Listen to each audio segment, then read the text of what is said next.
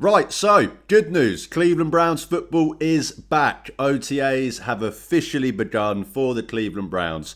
But the bad news is that Deshaun Watson might be starting at quarterback this year.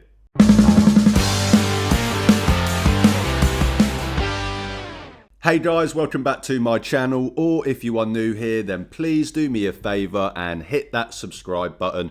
So, Browns OTAs has began. The off-season training activities, to be formal, are underway. Don't get me wrong, they can't really do anything right now. I think they can teach them the playbook in a classroom, but none of that matters. Football is technically back. Not really, but let's pretend that it is. And three things that I want to talk about to kind of do with the OTAs, to do with the Browns, before we go into what is going to just be 2 weeks of just pure draft content. I wanted to get this one out there. Before we go into that, as I said, this channel for the next 2 weeks will just be draft content. Got some good guests lined up to talk about the draft, etc., etc. So thought I would get this one done before we go into that. So as I said, three things I want to talk about to do with the Browns OTAs starting. The quarterback conversation, obviously number one on that list. Myles Garrett not being at OTAs, what does that mean? And finally, my thoughts on what I think is going to be a very different off-season, shall we say, with Todd Monken versus what we have gotten used to the last 5 years with Kevin Stefanski. So starting with the quarterbacks, because that is the tale of Cleveland Browns forever. If anyone knows a quarterback competition, it's us. We are once again doing a quarterback competition in Berea. That when you have the most starting quarterbacks of any team in the NFL since 1999, it's just a matter that you have the most quarterback competition since that time. Obviously, coming off last year where we were sold the whole four-man quarterback competition, Joe Flacco, Kenny Pickett, Dylan Gabriel, Shedeur Sanders. It was quite an hilarious thing to talk about, those four competing for a quarterback starting job. And this year we've narrowed it down. We've got down guys. We've only got three guys apparently competing for the job this year. That is obviously Deshaun Watson, a healthy Deshaun Watson apparently, Shedeur Sanders and Dylan Gabriel, because let's not forget Dylan Gabriel is still there. I know he's small, but he is still there, and it would be the most Browns thing ever for him to go and win the job. That would just be a very, very funny story. It's not going to happen, but it would be quite funny. So what I kind of want to talk about is, why we've gotten ourselves into this position. And if you've watched any of my videos on the quarterback room in the last couple of weeks, last couple of months since the season ended, you would know that this is the last place that I wanted to be. But unfortunately, this is where we are. We are in a position where we are doing a quarterback battle with what was the worst quarterback room in the NFL last season. Deshaun Watson coming off an Achilles tear twice, tore his Achilles twice, the shoulder injury. We don't even know if he's what is left of the body. And that's before we even get into just how much he sucked anyway, before the injuries. Even if this was a Deshaun Watson without those injuries, from what we have seen from him on the field in a Cleveland Browns uniform, wouldn't bring you much hope, shall we say.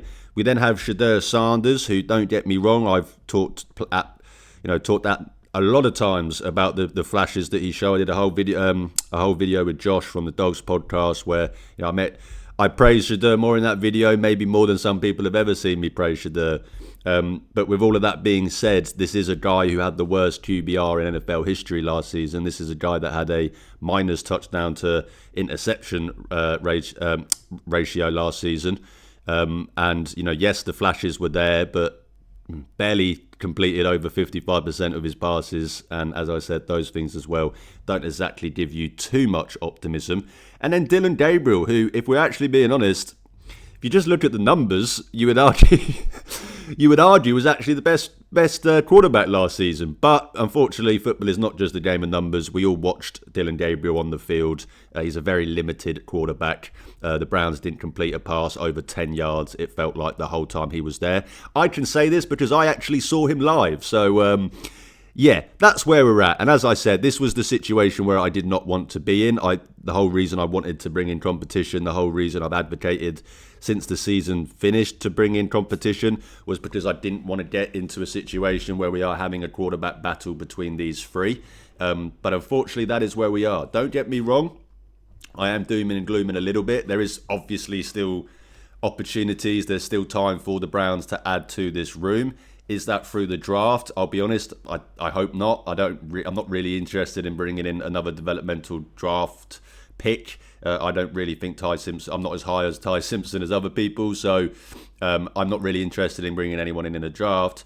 But, as we get closer to the draft, that is when certain players become available, shall we say. A lot more trades happen closer to the draft than they do after the draft.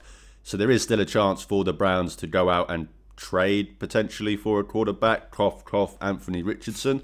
But as I said, as we are now, this is the kind of situation that we're in. And, it's not great. As I said, you've got the worst quarterback room in the NFL last season, now competing again for the job to hopefully be the worst quarterback room in the NFL again this year. I don't really know how it's going to work. My opinions on it, I mean, Shedeur should win this job. If he doesn't win the job, then I don't think he has an NFL career, if I'm being completely honest. If you can't beat out the ghost of Deshaun Watson and Dylan Gabriel, then there is something very, very wrong. So he should be in the driver's position. He should be in pole position, in the driver's seat. I expect him to start as that kind of QB1. We heard Todd Monken talk about there is going to be a QB1 that obviously gets the most majority of the reps to start with. They can't equally split these reps out. I do expect that to be Shedeur purely just because, you look at Todd Monken's comments. I don't think it's a direct correlation, but he did mention, obviously, what we've seen in the past and how last season ended.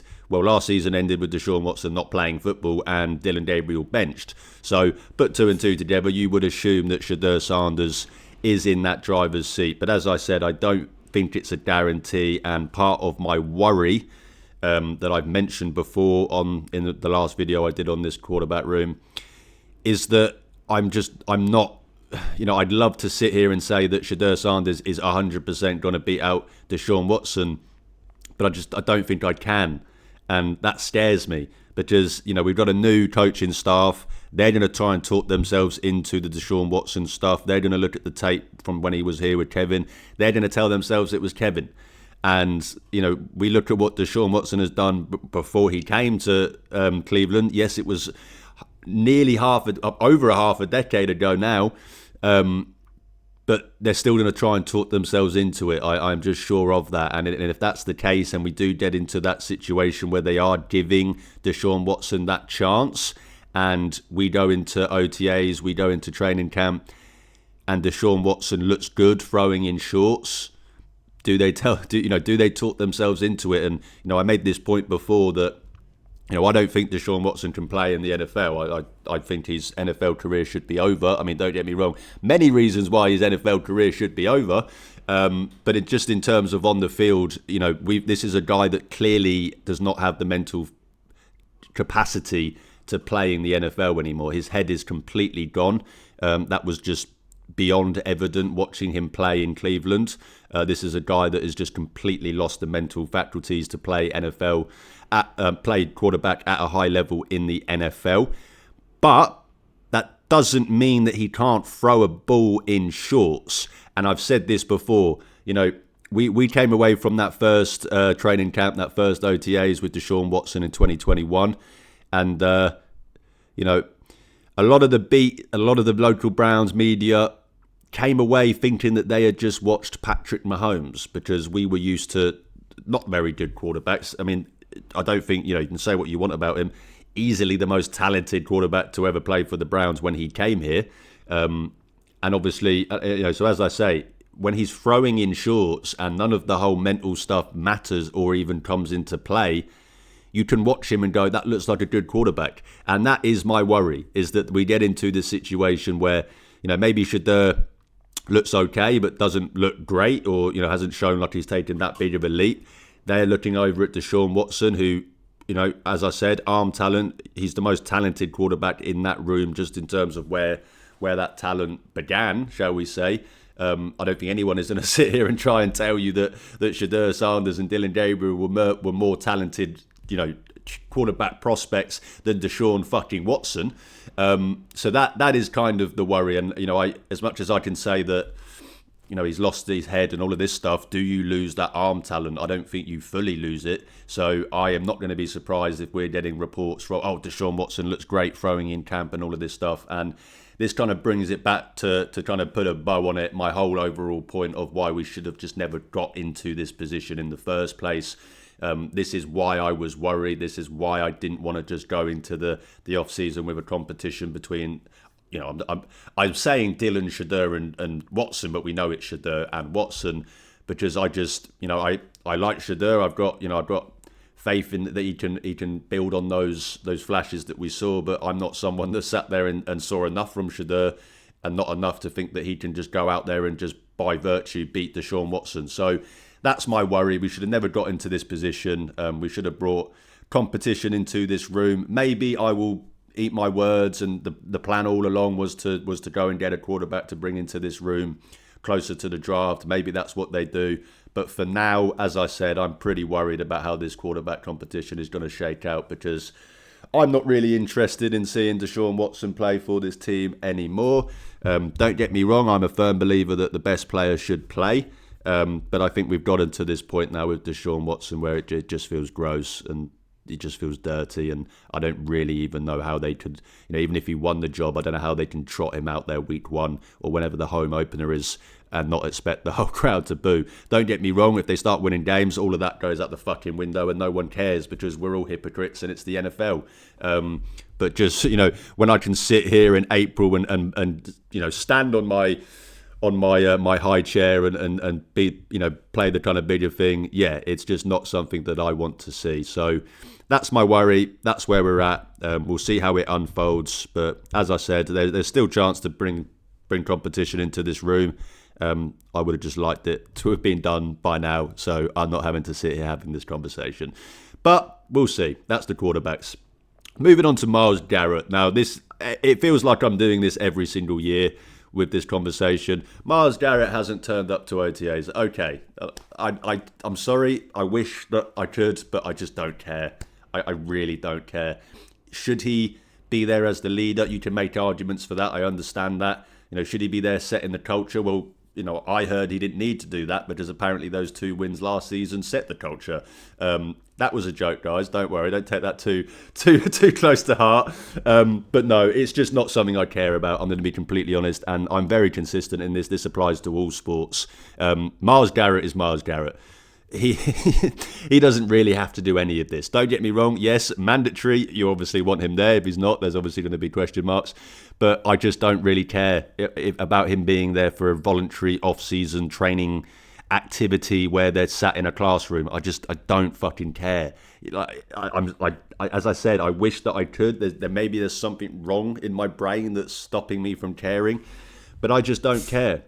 I saw Ken Carman talk about this, and he was right. What does one OTA thing add to Myles Garrett? Like, if Myles went to OTAs last year, does that mean that he gets 25 sacks? No, that's not how this works. Myles Garrett doesn't need to be there in a class. He's Myles fucking Garrett. He's the best football player on the planet. You can argue offense, whatever. He's the best football player on the planet. If you don't want to go that far, he is the best defensive football player on the planet, one of the 5 best football players on the planet. Does he need to be at OTAs? No, he doesn't. And I know everyone was going to say, well, hold on, Patrick Mahomes went to his OTAs and Lamar Jackson went to his OTAs. Okay, great. If Myles is there, great. I'm not saying that I don't want him to be there. That's fine if he's there. But it's just not something I care about. So it's just, when he's not there, it's okay. Are we doing this again? Are we going to start saying, well, that's it? Myles is the worst player, the worst leader ever. That's it. They're clearly getting rid of him because because he's not at OTAs. He's never been at OTAs. And obviously I understand there's a little bit more discourse with the Browns, obviously making the change to his language in his contract last month, which, don't get me wrong, there's absolutely no reason you do that unless you are, interested in the idea of trading him. But I just, this doesn't mean that in any shape or way. Him not being at OTAs does not mean that they are trying to trade him. But just to make that clear, I don't think they're going to trade him. I don't think that is something that they're going to do. And I especially don't think that because he's not turned up to OTAs. Would I like him to be there? Sure. Great if your best player on your team is there, but he doesn't need to be there. As long as he's there for what he's supposed to be, I'm happy. He's Myles Garrett. He could literally spend the entire off-season on his bum playing video games on the sofa, and he would still be the best defensive player on the planet when he steps out there week 1. Obviously, I would not want him to do that. I always want Myles to get better. I believe, I've said for the last few years, 2 years ago, 3 years ago, I kind of came out and said, I don't think we've even remotely seen the best of Myles Garrett. And some people, don't get me wrong, in the minority were kind of like, well, no, I think, I think what we've seen from Myles is probably as good as it gets. This is one of the best defensive players of all time. And even I was wrong because he become even better than I imagined. And I think that, we can still even keep going. So, yes, of course, I want him there working out. I want him there training. I want him there with his teammates. But that applies to the mandatory stuff. I just don't really care about the voluntary OTA stuff. Monken, maybe it sounded like he wants in there, but he kind of had the same opinion as me. Kevin, we kind of had to deal with the wishy-washy stuff of it's voluntary. These guys don't need to be there. Monken just came out straight away and said, well, yeah, obviously I'd rather him be here. Same with me. Of course I would rather him be there, but I don't really care that he's not. So that's my thoughts on Myles. As I said, let me know if I'm just being unfair here, because maybe I should care, but I've said this before, there might just be something in my brain that just makes me think I don't care about this stuff. It's the same with basketball, with the whole, when everything that LeBron missed and skipped and people were going, oh, well, LeBron didn't do this. I just don't care. It's LeBron fucking James. What are we doing here? Why does LeBron James need to turn up to some random thing in that time of the year? It just makes no sense. It's the same with football over here. If there's a great player does he need to be doing that? I don't think so. So I'm pretty consistent in this. It's just not really something that concerns me at all. I'm just not really bothered by it. But if he's not there for mandatory, we'll have a different conversation, I'm sure. Now, finally, just want to very, very quickly just kind of, for my own self, just kind of relish in the idea and this kind of new vibe that we have in Cleveland with Todd Monken, because it is a breath of fresh air. Now, don't get me wrong. It does have, Freddie Kitchens written all over it. Freddie Kitchens' year was fun. Don't get me wrong. We sucked, but it was fun. And the off-season going into that season, we traded for Odell, all of that stuff. It was fun. I completely, admit that. We were terrible and he was absolutely awful, but it was fun. Now, on the pessimistic side, I do kind of get that same vibe from Todd Monken, where it's like, this is fun, but this might not last very long and only be fun for about a year. He does have, not many people have one and done as advertised as maybe Todd Monken does, but I hope that he can prove that wrong. I hope, obviously, that he can overcome that, and if that is the case, then obviously with a head coach that, as I said, is just a lot more fun to interact with, to see content from. When a Todd Monken press conference comes through on my YouTube notifications, I am clicking straight on it. Whereas over the years, when it was these Kevin Stefanski press conferences, I'll be honest, even as someone that covered the team, I'm sat there going, do I really need to watch this? Do I really need to sit here for half an hour of my time and see Kevin answer every question with the same fucking response that he does for every question? I understand the question, but obviously it was so fucking boring. And as I said, I'd watch these things, I'd do a video, and I'd listen to his press conference, and I'd sit there with some notes and think, right, let's see what we can talk about. my notepad, it would just be empty. It would just, I got nothing from that conversation. I got absolutely nothing about the team, about the direction, about fucking Kevin, nothing. I got absolutely nothing. Whereas with Todd Monken, he is a lot more willing to throw us some bones, give us some stuff to talk about.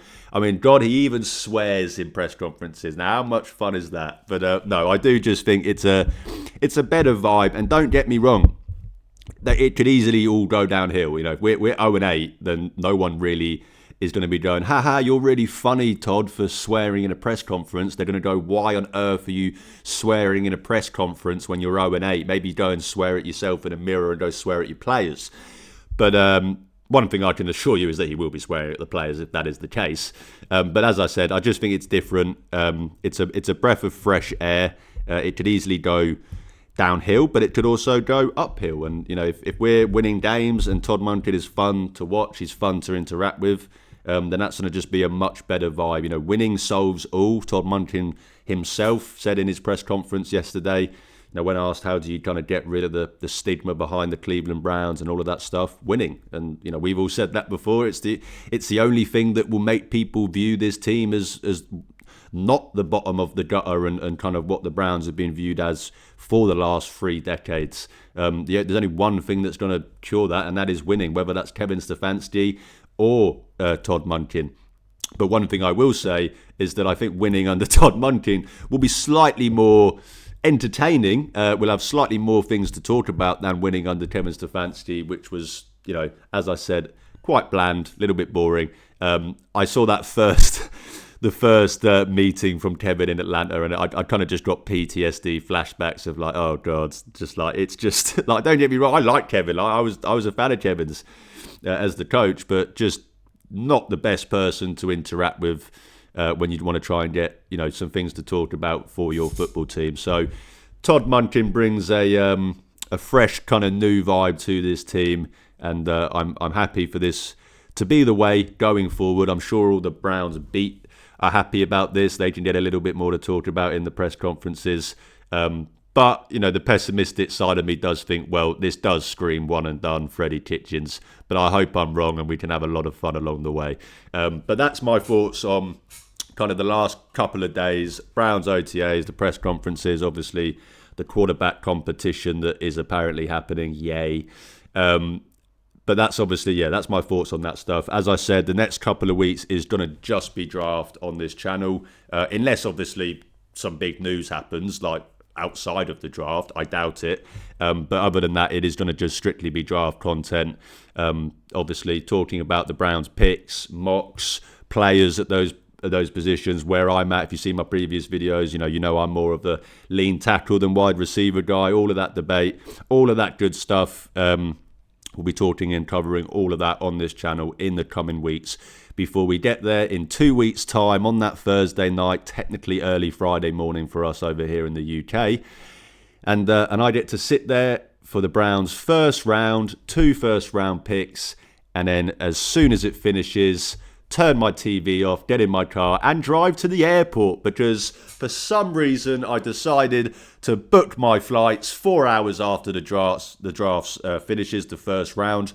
Thought it was a really good idea at the time, and now as every passing day has gone by, I'm starting to think it maybe wasn't the best idea, because if they do something that annoys me on that first night of the draft, that's going to be a long drive down to the airport and flight to Spain. I say a long flight to Spain. It's just over 2 hours. It's not very long, but it will feel very long if that's the case. But that would do it for me today, guys. I won't waste your time anymore. Let me know your guys' thoughts on obviously what I've spoken about today, the quarterback competition. Do you think Shedeur absolutely just runs away with this? Do you agree with me and you're a little bit worried that Deshaun Watson might have a bit more of a chance and not just kind of a false kind of like, oh, they're just pretending he has a chance, might actually have a chance? What's your thought on Miles? Should he be there at OTA? Should he not? Am I stupid for not caring? And And obviously, let me know your thoughts on Todd Monken and obviously the new kind of vibe that he brings to Cleveland. But as I said, that would do it for me today, guys. Thank you so much for watching. If you do enjoy my content, please drop this video a like, hit the subscribe button. It's free, but it really, really helps out my channel. You can also check the links in the description to see where you can follow and interact with me on social media. And I will tell you now, I am a good follow on Twitter. This time of the year, I'd like to say so. I like to have fun with it this time of the year. So if you're similar and obviously like the Browns, come over and follow me on Twitter there. You can find the links in the description. But as I always say, I'm trying to build a community of Cleveland Browns fans. And even if that means I only get to talk to one fan a day, I'm happy because I'm talking Browns football with the best fan base in the world. Thanks again for watching, guys. Have an amazing rest of the week. Have an amazing weekend. But most importantly, go Browns.